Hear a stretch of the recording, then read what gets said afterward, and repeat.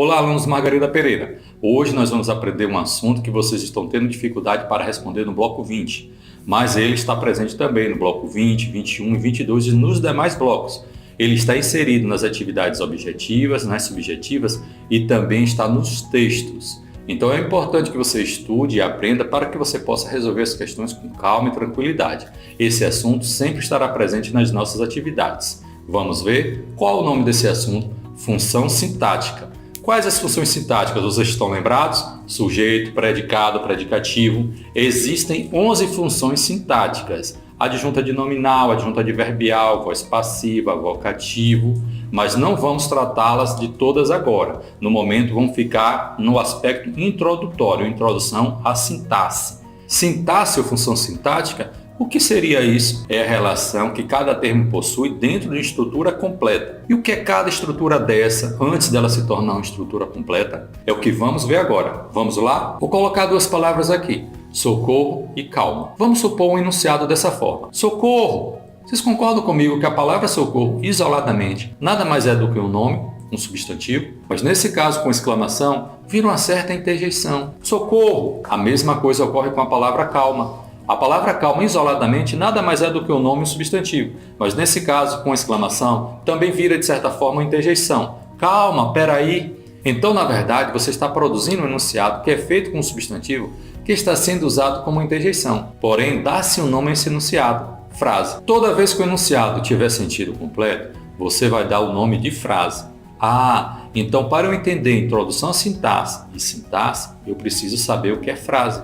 Vamos definir o que é frase? Frase é todo enunciado de sentido completo. Assim podemos pegar aqui a palavra socorro como uma frase, calma como outra frase.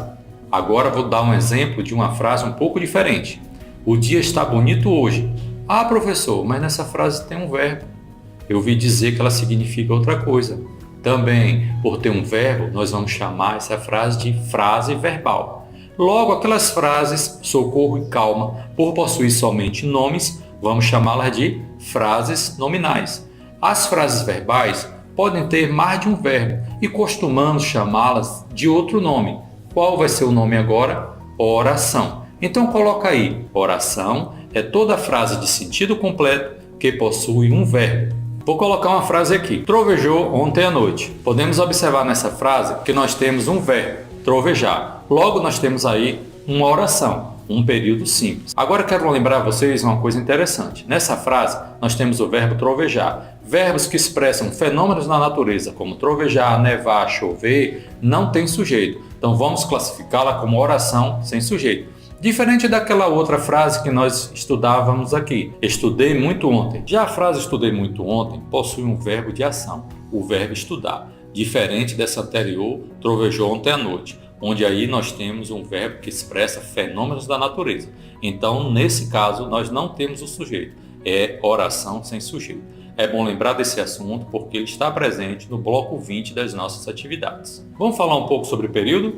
Nós temos os períodos simples e os períodos compostos. Nos períodos simples, nós encontramos apenas um verbo, então temos apenas uma oração.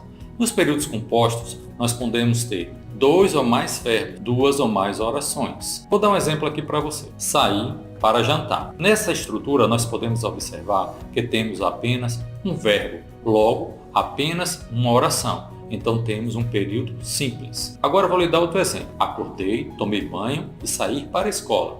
Podemos observar agora nessa estrutura que temos três verbos: o verbo acordar, o verbo tomar, de tomar banho, e o verbo sair, de sair para a escola. Então temos três verbos, três orações. Logo, teremos um período composto por três orações. Vamos definir o que é um período?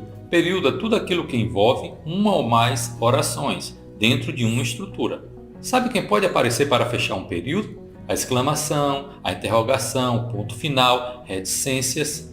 Agora você já sabe o que é frase, o que é oração e o que é período.